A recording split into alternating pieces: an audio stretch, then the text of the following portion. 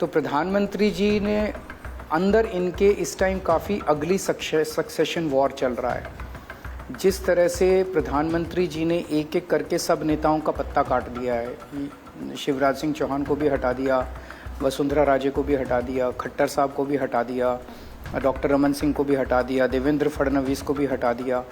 योगी जी बचे हैं। योगी जी को अब सब लोग कह रहे हैं कि चर्चा घर घर में चर्चा है कि अब योगी जी को हटाया जाएगा ताकि अमित शाह जी का रास्ता साफ किया जा सके। ये तुम्हारी टूटी चोरी करके भाग जाएंगे, तुम्हारा सोफा लेके भाग जाएंगे, तुम्हारी टेबल लेके भाग, ये क्या है?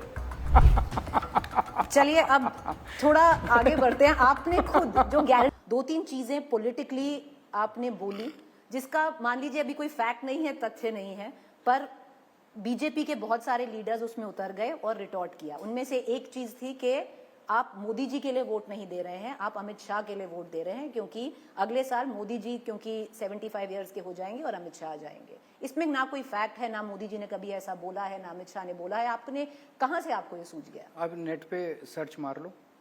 अमित शाह जी ने खुद 2019 में बोला था कि 75 साल के सब लोगों को रिटायर कर रहे हैं हम लोग, और इसके ऊपर कोई कॉम्प्रोमाइज़ नहीं है।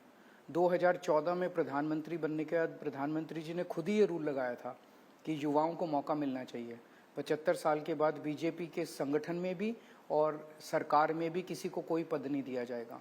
उसी के तहत आडवाणी जी को रिटायर किया गया, मुरली मनोहर जोशी जी को रिटायर किया गया, सुमित्रा महाजन जी को इस्तीफा दिलवा के रिटायर करवाया गया, यशवंत सिन्हा को रिटायर किया गया, न जाने कितने लोगों की टिकटें काटी गई। तो जाहिर तौर पे जो रूल उन्होंने बनाया वो खुद पे तो लागू करेंगे ही करेंगे। पर किसने बोला अमित शाह ने? सबको मालूम है कि अमित शाह, तो प्रधानमंत्री जी ने अंदर इनके इस टाइम काफ़ी अगली सक्सेशन वॉर चल रहा है।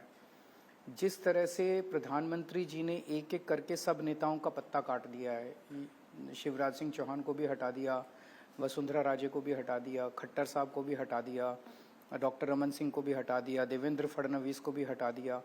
योगी जी बचे हैं। योगी जी को अब सब लोग कह रहे हैं कि चर्चा घर घर में चर्चा है कि अब योगी जी को हटाया जाएगा ताकि अमित शाह जी का रास्ता साफ किया जा सके सक्सेशन के लिए।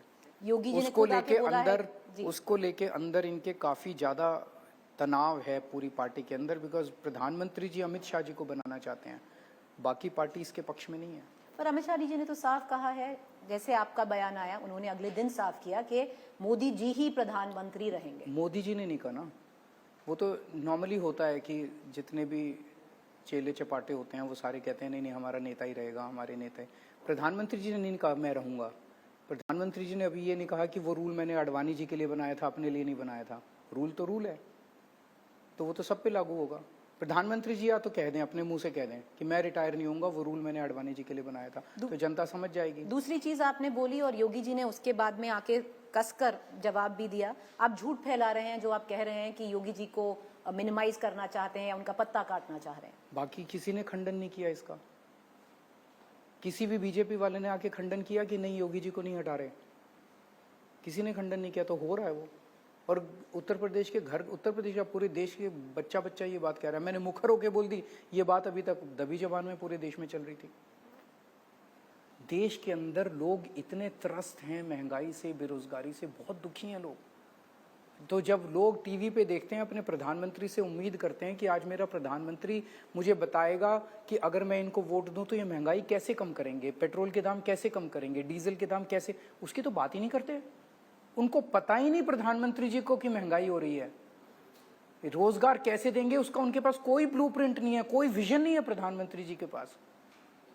ये तुम्हारी टूटी चोरी करके भाग जाएंगे, तुम्हारा सोफा लेके भाग जाएंगे, तुम्हारी टेबल लेके भाग, ये क्या है? ये विजन है?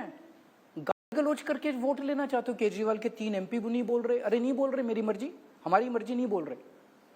पर अरविंद जी बाहर तो मैसेज जाता है। कोई मैसेज नहीं जाता, किसी ने नहीं पूछा, बीजेपी वाले उठा रहे हैं बस। नहीं अरविंद जी, अगर देखिए ये आप ही के एमपीज हैं, ये जो हमारे एमपी हैं, हमारे एमपी हैं, हम उनसे बात कर लेंगे ना। बीजेपी वालों को क्या तकलीफ, प्रधानमंत्री जी को क्या तकलीफ हो रही है कि केजरीवाल के एमपी नहीं बोले? आपने आडवाणी जी बोले, आडवाणी जी ने वोट मांगी मोदी जी के लिए, वो तो अभी बहुत। मुरली मनोहर जोशी जी ने वोट मांगी, अब तो वसुंधरा राजे ने वोट मांगी, डॉक्टर रमन सिंह ने वोट मांगी। वसुंधरा जी तो कैंपेन कर रही थी, वो सब राजस्थान में जम के कैंपेन किया ना।